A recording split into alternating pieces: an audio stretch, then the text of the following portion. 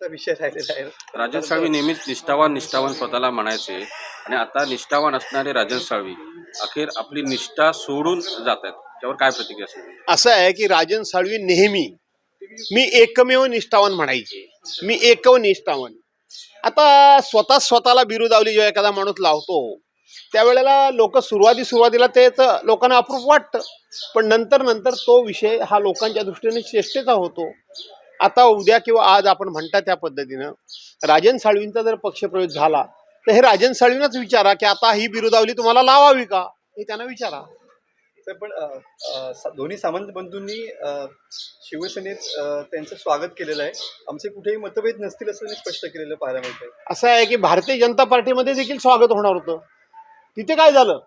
तिथे का नाही राजन साळवींचा पक्षप्रवेश झाला? तिथे विरोध कोणी केला? दोन्ही सामंत बंधूंनी त्यांचं स्वागत केलं असेल तर मला माहीत नाही, परंतु दोन्ही सामंत बंधूंनी राजन साळवींच्या पक्षप्रवेशाच्या पूर्वी काय भाष्य केलं ते मला चांगलं माहिती आहे. त्यामुळं हे स्वागत आहे का कबड्डी करून आपल्या पाल्यामध्ये आतमध्ये घेऊन नंतर यांना वरती उचलून आपटण्याकरता म्हणून त्या ठिकाणी तयारी आहे, हे येत्या काळामध्ये दिसेल. राऊत साहेब म्हणाले होते की कदाचित सामंत बंधूंना काढशा देण्यासाठी त्यांचा प्रवेश शिवसेनेमध्ये होतो. कोण राऊत? विनायक राऊत काय म्हणाले? की सामंत बंधूंना काढशा देण्यासाठी हा प्रवेश होत असेल असं. मला माहीत नाही, माझ्यापेक्षा विनायक राऊतांना त्या संदर्भातली अधिक जवळची माहिती असते. आज ते मी ज्या कार्यक्रमाला आहे त्याच कार्यक्रमाला येणार आहेत, त्यांना हा प्रश्न विचारला तर अधिक चांगला आहे. राजन साळवींचा प्रवेश जवळपास नक्की झालेला आहे. एक कार्यकर्ता ठाकरेंचा गळायला लागलेला आहे. काय एकंदरीत कसं होतं? नाही, एकंदरीत बघत असताना आज राजन साळवींचा प्रवेश नक्की असं तुम्ही मला सांगताय. गेले 2.5-3 वर्षामध्ये उद्धव बाळासाहेब ठाकरे यांची शिवसेना आणि त्याहीपेक्षा हिंदू हृदय सम्राट मान्य बाळासाहेब ठाकरे यांची शिवसेना ही तोडण्याकरता फोडण्याकरता जाणीवपूर्वक काही लोकांनी प्रयत्न केले. आणि आपण जर बारकाईनं बघितलं असाल तर रोज एक उद्धव साहेबांबरोबर असलेला माणूस हा यानं त्या मार्गानं आपल्या गळाला लावायचं काम हे सातत्यानं सुरू आहे. आणि त्यातलाच हा एक प्रकार दिसतोय मला. आमचे जुने सहकारी माजी आमदार राजन साळवी हे देखील आज पक्षप्रवेश करतायत असं कळतं. आणि म्हणून जेणेकरून कुठल्याही प्रकारे उद्धव साहेबांना त्रास द्यायचाच हा एक कलमी कार्यक्रम या महाराष्ट्रामध्ये गेले 3 वर्ष सुरू आहे. पण हे सगळं थांबवण्यासाठी ही गळती थांबवण्यासाठी प्रयत्न होणं आवश्यक आहे असं वाटत नाही तुम्हाला? नाही, प्रयत्न त्या पातळीवर होत आहेतच. काय लोक जावी किंवा जातात ह्याचा कोणाला आनंद होतो याच्यातला भाग नाही. पक्षप्रमुख आपल्या पद्धतीनं लोकांना थांबवण्याचा प्रयत्न किंवा त्यांना समजावण्याचा प्रयत्न करतातच आणि तो करावाच लागतो. परंतु काही लोकांनी किंवा काही लोकांना वेगवेगळ्या मार्गानं आपल्याकडे खेचण्याचं किंवा आपल्याकडे येण्यास भाग पाडण्याचं काम हे ज्या पद्धतीनं सुरू आहे तिथे काही लोक आमिषाला बळी पडतायत, काही लोक दबावाला बळी पडतायत, काही लोक सरकारी तपास यंत्रणांचा बळी होत आहेत. आणि म्हणून अशा वेगवेगळ्या मार्गानं उद्धव साहेबांना त्रास द्यायचं काम जे सुरू आहे ते जाणीवपूर्वक केलं जाते. ते जातात, त्यांना थांबवण्याचं काम आम्ही करत नाही आहोत अशातला भाग नाही. सामदाम दंडभेदचा वापर केला जातो. हे ठीक आहे ना, साम दाम दंडभेद हा राजकारणामध्ये, व्यवहारामध्ये, व्यवसायामध्ये, लढाईमध्ये करावाच लागतो. परंतु हा साम दाम दंडभेद नाही. तर या ठिकाणी केवळ आणि केवळ सुडाचं राजकारण सुरू आहे. केवळ आणि केवळ उद्धव साहेबांची 40 आमदार 13 खासदार फोडले, देशाची सत्ता मिळवली, राज्याची सत्ता मिळवली, तरी सुद्धा उद्धव साहेब हे आपल्याला बदत नाहीत. उद्धव साहेब हे आपल्याला कुठल्याही प्रकारच्या आपल्या दबावाला बळी पडत नाहीत. आणि म्हणून सातत्यानं हे सुडाचं राजकारण सुरू आहे की एवढं होऊन सुद्धा उद्धव साहेब खचले नाहीत, उद्धव साहेब हातात झाले नाहीत, उद्धव साहेबांनी कधी हात टेकले नाहीत. आणि त्याच्यामुळंच या लोकांची झोप ही उडालेली दिसतीये की अभी भी टायगर जिंदा आहे. आणि तीच त्यांच्या मनामध्ये खऱ्या अर्थानं भीती आज मला वाटते. साहेब, जाणाऱ्यांना जाऊ देत हे विधान कुठेतरी मला अयोग्य वाटतंय, कारण का या सगळ्या गोष्टीमधून पक्षासाठी असं आहे की पक्षप्रमुखांनी असं विधान करणं योग्य आहे. थांबवायचा प्रयत्न करून, त्यांना समजावण्याचा प्रयत्न करून त्यांना जे जे देता येईल ते देऊन सुद्धा जर जात असतील तर शेवटी पक्षप्रमुख काय म्हणणार, ज्यांना जात आहेत त्याने जाऊ दे, काय हरकत नाही, मी जे राहतील त्यांना घेऊन लढेन. परंतु पक्षप्रमुखांची भाषा आमच्यासारख्या लोकांनी वापरता कामा नये. आमच्यासारख्या लोकांनी पक्षप्रमुख जातील त्यांना जाऊ दे, जात आहेत त्यांना जाऊ दे असं जे म्हणतात, तशा पद्धतीनं मला असं वाटतं की आमच्यासारख्या कार्यकर्त्यांनी, आमच्यासारख्या नेत्यांनी ही भाषा वापरणं पक्षाच्या हिताचं नाही.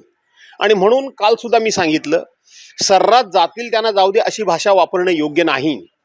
तर त्याच्याऐवजी त्यांना मागे कसं फिरवता येईल, ते मागे कसे फिरतील, ते आहेत त्याच ठिकाणी उभे राहून त्यांच्यावर कितीही अत्याचार अन्याय झाला तरी सुद्धा त्याच्या विरोधात ते लढण्याकरता कसे सज्ज होतील, कशा पद्धतीनं हिमतीनं उभे राहतील, अशा पद्धतीचा एक कुठेतरी मंत्र देणं गरजेचं आहे.